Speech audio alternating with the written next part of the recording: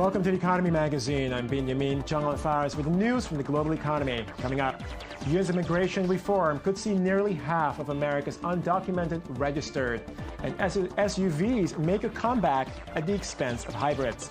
First, the headlines. According to a market survey of 6,100 companies, global business confidence slipped to a 5-year low in October. The number of firms that expect business activity to be higher in the year ahead exceeded those that expected a decline by about 28%. However, that net balance was lower than 39% in June and the lowest since the Market Global Business Outlook survey began in 2009. A growing list of worries weigh on optimism, including a new downturn in the Eurozone, the prospect of higher interest rates in the UK and US, and geopolitical risks in Ukraine and the Middle East. Asian stocks rose, lifted by China's unexpected interest rate cuts, fueling optimism in the global economy. The MSCI Asia Pacific Index, excluding Japan, climbed 1.2% in Hong Kong to its biggest advance since October 29. China cut benchmark interest rates for the first time since July 2012 last week, joining the European Central Bank and the Bank of Japan in deploying French stimulus. China's Shanghai Composite Index rose 1.9% to its highest close since September 2011. The Hang Seng China Enterprises Index of mainland shares surged 3.8%, its biggest advance in a year. Brent crude futures rose above $80.5 a barrel on Monday, ahead of an OPEC meeting at which an output cut will be discussed. French bank Société Générale said an OPEC production cut of over 1 million barrels per day was needed to balance the market. Since June, oil has lost 30% in value, with Brent plunging from a high above $115 and U.S. crude from above $107. Crude oil Brent first rose above $100 in 2008 during the Great Recession and has traded above $100 from 2011 until September this year. Syngenta, the world's largest maker of crop chemicals, will cut or relocate 1,800 jobs to improve earnings that have stagnated in the last 2 years. The measures, affecting about 6% of the company's 28,000 employees, will mostly take place in 2015, the Basel-based company said on Monday. The cuts are part of a plan to save $1 billion annually by 2018, about $265 million of which are expected next year. Syngenta has inherent currency risk as it reports in dollars, though it has substantial operations in the UK and Switzerland. A new order by U.S. President Barack Obama offers nearly half of all illegal immigrants in the country an opportunity to get work permits. But while Republicans reject the move, many believe it is insufficient to improve the status of America's millions of undocumented workers. More in this report by Daniel Roth.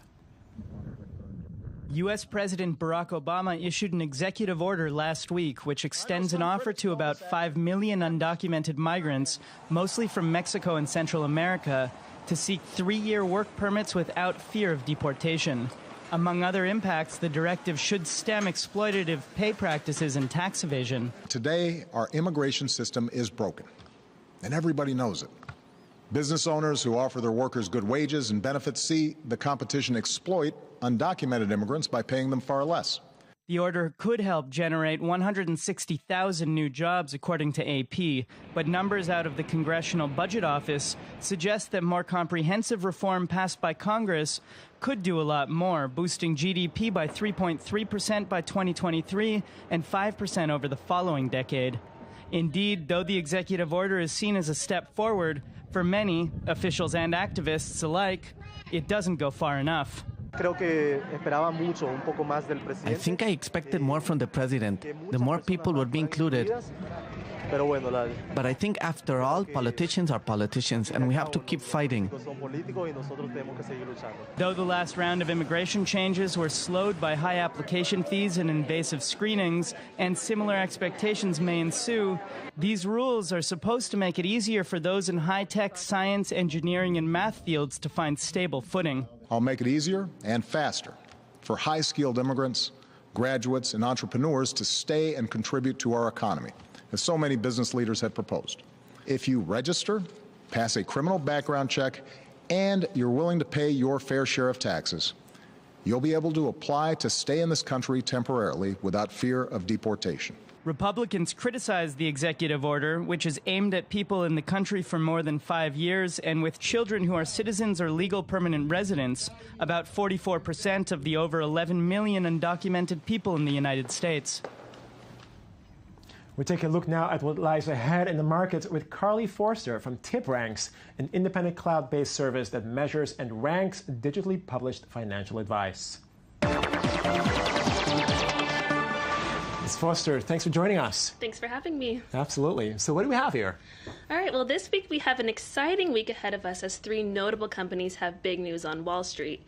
Hewlett-Packard, or better known as HP, is set to announce its fourth quarter earnings report on Tuesday after market close.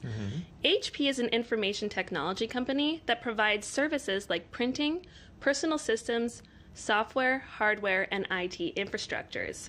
Back in October, HP announced plans to separate into two different companies. By the end of 2015, HP's end goal is to have one company focusing on its enterprise technology infrastructure business, and the other company focusing on its printing business, which is starting to develop 3D printing technology.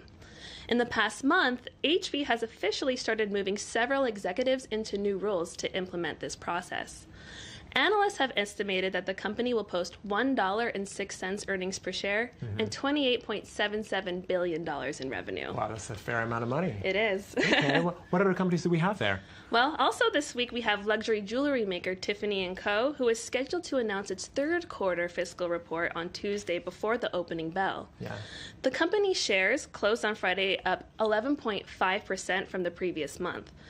Tiffany's long-term growth outlook is promising given that the new product launches and focus on opening of more retail locations throughout the world. Yeah. However, a decrease in demand throughout Japan and Europe will most likely put added pressure on the company. In addition, Tiffany's continues to be exposed to currency fluctuations due to high growth in international markets. Right, of course, they're pretty much spread all around. And with the luxury market, going up in China, surely it has an impact as well, huh? Yes, it definitely does. And the weakening of foreign currencies compared to the US dollar could potentially require the company to raise prices or lower its profit margins outside of the United States. Right. Now, as a result, a rise in price may consequently have a direct impact on demand. In other Tiffany's news, though, the company's board of directors announced that it will now grant a regular quarterly dividend of 38 cents per share of common stock. Okay, well, that's a fair, bonus there. It is. Tiffany's is expected to report 77 cents earnings per share and $968.9 million in revenue. Good. And there's another company, right? There's three companies in total. There is. Now, last but not least, the highly anticipated third installment of the Hunger Games franchise, Mockingjay Part 1. Yeah. It made its theatrical debut this past weekend. Global entertainment company Lionsgate is expecting to see strong revenue from the opening weekend. Now, investors of Lionsgate have high hopes that Mockingjay will help push the stock even further than the two previous films already have. Wow. Yeah. Now, since the Hunger Games franchise debuted in 2012, Lionsgate shares have nearly doubled from around $16 in 2012 to around $34 this past month. Serious expectations there. Have you actually seen these movies? I've seen the first two, not the third one yet, Right. but I want to. Okay, it'll be interesting to actually see what kind of impact that actually has beyond that. It will. Now, given the company, this valuation gives the company a $4.65 billion valuation. Yeah. In the past month alone, Lionsgate stock has increased 8.8% due to the theatrical release of the film. And BoxOffice.com has predicted that Mockingjay Part 1 could potentially pull in $152 million in domestic theaters from its first weekend. No business like show business, huh? That's right. Unbelievable. Now, there is bound to be an increase in trading volume today in terms of Lionsgate after the company reveals the definitive box office revenue from the film's opening weekend. Okay. Yeah. Well, Carly Forster from TipRanks, thanks so much for joining us. Thank you for Good having to have me. you. See you again. Thank you. Now for something very different from the Hunger Games. plummeting gas prices and the economic upturn have fueled a powerful comeback of SUVs on the American car market. And as America's larger cars rebound, more environmentally friendly cars suffer a 5% decrease in sales compared to last year. Here's the story. The Ford F-150, a truck which would have seemed lavish during the recession, is now leading car sales in the United States. Similar models from General Motors are following suit, and the Chrysler brand Ram is also booming. Americans have rediscovered their passion for pickups, thanks to the economic upturn and low gas prices. We're a very fickle crowd. You know, we'll flock to the cheapest fuel economy car we can find when gas prices are high, and a month later we're buying pickup trucks again. You know, as they go up and down. We don't tend to have a long-term view of things. This change of heart by consumers has already claimed a victim. Hybrid sales have dropped off by 5% compared to last year. Toyota, one of the pioneers in this niche, is getting ready to launch a new version of its main model, the Prius, next year. The Japanese car maker is also preparing for the long term with the launch of this hydrogen-powered car. Eventually, we're not going to have the luxury of just not caring. So again, fossil fuels are a finite resource. And as we're looking towards the future, and I don't mean 5 years in the future, I mean 10, 20, 30 years for the future, we are going to have viable options. But these issues don't seem to concern a large number of Americans, who remain very attached to their pickups. We have a big middle American market that's heavily vested in pickup trucks for work purposes as well as for lifestyle purposes. And, you know, they've been marketed and sold to Americans for a long, long time as a